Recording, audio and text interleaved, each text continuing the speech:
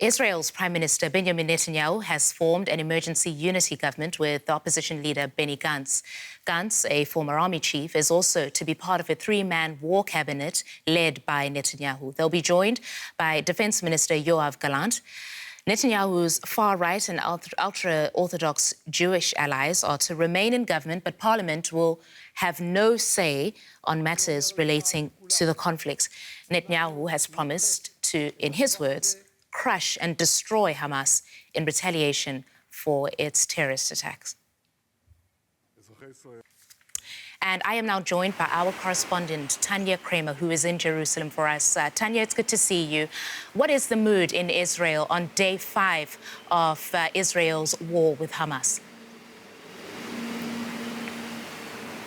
Well, I think it's a bit difficult to generally describe the mood, but I mean, you could say in Jerusalem, west and east, it is unusually quiet. We also have seen this in Tel Aviv in the past days and also in other cities. Many shops are closing early. People are very worried, basically, what is there to come. And people don't seem to like to be, very much outside. There's a sense of uncertainty here, what the next days and weeks will bring. Tanya, tell us more about the emergency wartime government that Prime Minister Benjamin Netanyahu has formed with the opposition. Well, I think it would have been unthinkable to have such a unity government just a few days ago. The opposition leader Benny Gantz had refused before to join Benjamin Netanyahu. We are coming here out of an internal crisis. Since January, thousands of Israelis were going to the streets demonstrating every week against the controversial judicial overhaul of the far-right religious government. And what this unity government or emergency government now wants to show is they want to reassure Israelis. They want to show we're taking care of that, because there are also a lot of questions why this could happen the way it happened, what unfolded on Saturday. And it's also the makeup or the setup of this government and this smaller war cabinet. It's all people with a military background. We have former chiefs of staff. We have former and current defense ministers there. And that, of course, goes also. We have a minister for national security, far-right Minister Itamar Ben-Gvir. He will not be part of that. So basically, it's saying we are taking care of this situation and we have to overcome this division. That is basically the message now to the Israeli public. Washington's top diplomat is on his way to Israel. What do we know about Antony Blinken's visit? Yeah, he's on his way. He's being dispatched here in a way to show to Israel that the U.S. has its back. He said it himself before boarding the plane on his way here. He will meet Israeli officials, Prime Minister Benjamin Netanyahu, as well as President Herzog as well. There will be certainly talking about military assistance. There's already some military equipment arrived, and the U.S. has sent a large aircraft carrier to the region. They will also, we heard this, warn basically other parties, and I think other parties to join this conflict, basically to open another front and to prevent a wider conflict. But they also are expected to talk about missing American nationals. There's still some nationals, also Americans unaccounted for, and some that are believed to have been taken hostage. All right, that's our Tanya Kramer reporting for us in Jerusalem. Thank you, Tanya. And I'm now joined by a spokesperson for the Israeli military, Masha Michelson. Ms. Michelson, welcome to DW. There is a desperate need for humanitarian aid in Gaza as we speak. Will Israel help open a corridor for this aid to flow into Gaza? The coordination of humanitarian aid to this area is being discussed. The decision will be made by the political echelon after they've assessed the situation. Right now, the IDF is focused on securing the border and targeting Hamas military targets within the Gaza Strip. And as you do that, Ms. Michelson, we know we're talking about an area that is densely populated, the Gaza that is. How are you distinguishing between Hamas terrorists, your enemy, and innocent civilians? The IDF has various protocols in place to minimize the harm to civilians, but you could ask, what measures did Hamas take when they infiltrated our villages and killed over 1,000 people over 2 days? The IDF is targeting Hamas military targets. The problem is, and we've been saying this for years, that Hamas is hiding behind their people. If a terrorist organization is hiding missiles and launchers and ammunition underneath kindergartens and schools and mosques, it becomes a lot more difficult to warn civilians. The IDF is still attempting to do that because we care about the citizens of Gaza a lot more than they do. But our first priority is to protect our country and to make them pay for the grave mistake that they made on Saturday morning. Understandably so, but Israel also has the responsibility to abide by the rules of engagement, and that is you have an obligation to protect civilians in Gaza. Again, various protective measures in place. The IDF is attempting to minimize civilian harm in Gaza, but we're striking terrorist targets, and if there's a terrorist there shooting missiles at Israel, he will be struck. Ms. Michelson, how far are you in your efforts to free the hostages that have been taken into Gaza? Can you give us an update on that? There are military efforts to finish identifying the bodies, something that only began happening a day or two ago as we cleared the southern area mostly of terrorists, and it became more or less secure to move around there. So families right now are trying to identify their loved ones, a task made immeasurably more difficult by the gruesome ways Hamas has massacred and butchered those people burned, decapitated.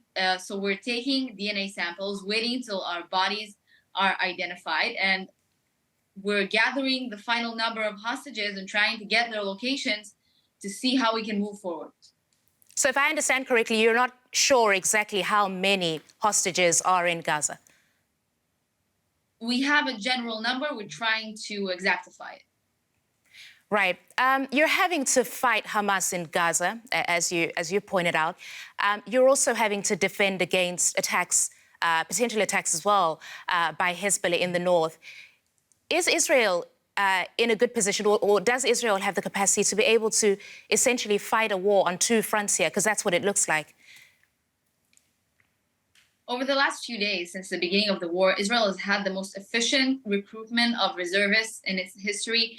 300,000 people reported for duty in 48 hours. Not all of those recruited into the southern front. Some of them moved up north. So the 91st Division of the IDF is fully prepped and ready for any threat that comes its way. So far, the IDF is operating in the north and keeping it relatively contained. There have been some incidents that have been dealt with.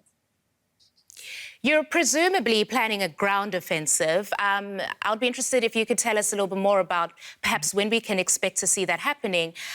But also, what do you need from your Western allies right now in terms of support to be able to carry out that ground offensive?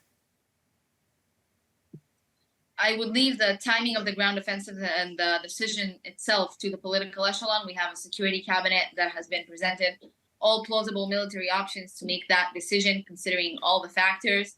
But right now, what we're focusing on is securing the border, and we're stabilizing our force that have recruited. We have reservists that need to be trained and prepped for all further options. On the point about securing the borders, are there still Hamas militants in Israel? If there are very few, and they will be met with IDF fire shortly. Just yesterday, we had an infiltration close to Be'eri. 3 terrorists were killed in that engagement with IDF forces. We are placing our forces, armored vehicle, tanks, aerial supervision around the border, and anyone who tries to get close to the fence and infiltrate into Israeli territory will be shot. Ms. Michelson, we know that the stated goal, as we're hearing it from Israel's political leadership, is to eradicate Hamas. My question then is, when you are done with Hamas in Gaza, you'll be left with a vacuum. Does Israel intend to reoccupy Gaza then? Is the plan that Israeli troops will have to remain in Gaza for an extended period after that operation? I will not delve into the larger strategy of the IDF. Again, as I said, there's been military options that have been presented to the Security Cabinet, and we just want to make sure that Hamas has no ability to attack Israel like they did on Saturday. That was the deadliest attack on the state of Israel since the day of its formation. Are you any closer to establishing why this planned attack by Hamas was missed by Israeli intelligence? We're getting this question a lot, and it's very important. Everybody understands it, but this important question needs to be answered properly. Properly being without bias, calmly, thoroughly. And that means that the state of Israel and the people of Israel need to be safe in their homes with their loved ones, without the country being under attack. When the war is over, the IDF will make sure that all those questions are answered and the answers are given to the public. Just coming back, and perhaps we can leave it then here, to the ground offensive that we're all anticipating. What are some of the tactical challenges that await on that front? I wouldn't know when a ground invasion would happen, but as you stated yourself, the territory of Gaza is highly densely populated. And I would think that the main challenge there is moving between the streets while considering that they have aerial capabilities, that there are still tunnels in Gaza, right, and that we would need to be aware of a 360-degree I have to stop you there. Thanks very much, ma'am. Our program has come to a close. We appreciate your being on the program today. Thank you. Thank you. All right, we want to get some analysis now on the security situation with military expert, a familiar face here, Marina Miron. She's from King's College London. Marina, it's good to see you. Israel's response so far has been to launch airstrikes on alleged Hamas targets in Gaza. How effective is this type of military power against an organization like Hamas?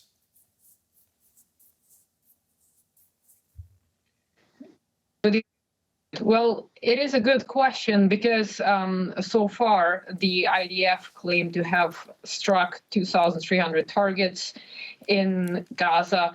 How effective it is difficult to say at this stage in military terms, whether it managed to weaken the capabilities to strike command and control points of Hamas, because Hamas was preparing for this, and Hamas has studied the Israeli military approach over the years. They have encounters with the IDF.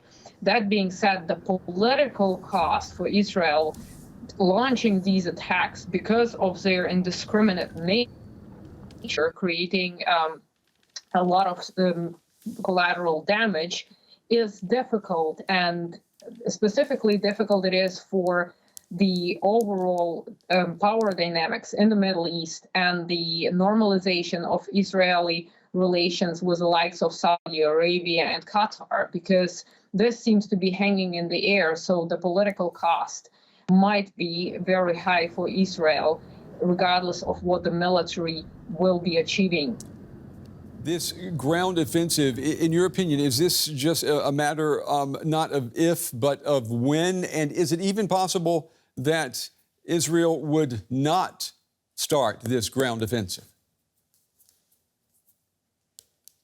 Well, it seems to be that Israel has met the resolve to indeed start this ground operation. We don't know when exactly, but if they have decided so, we might be seeing some movement soon. That being said, it will be quite difficult because of the nature of the operation and because of the fact that this is precisely something that Hamas probably wanted to provoke, knowing the controversial nature of the operation, knowing how the Israeli military operates, and knowing how difficult the terrain is, because as we have seen from many analysts, the attacks prepared by the Hamas, they haven't been prepared in 2 weeks.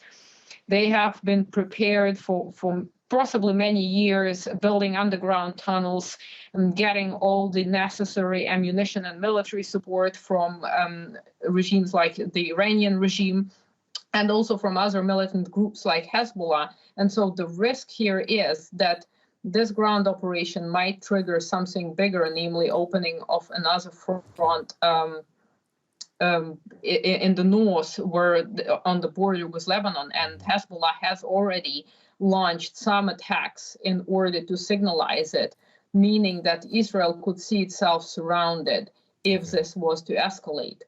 Military expert Marina Miron from King's College London. As always, Marina, thank you.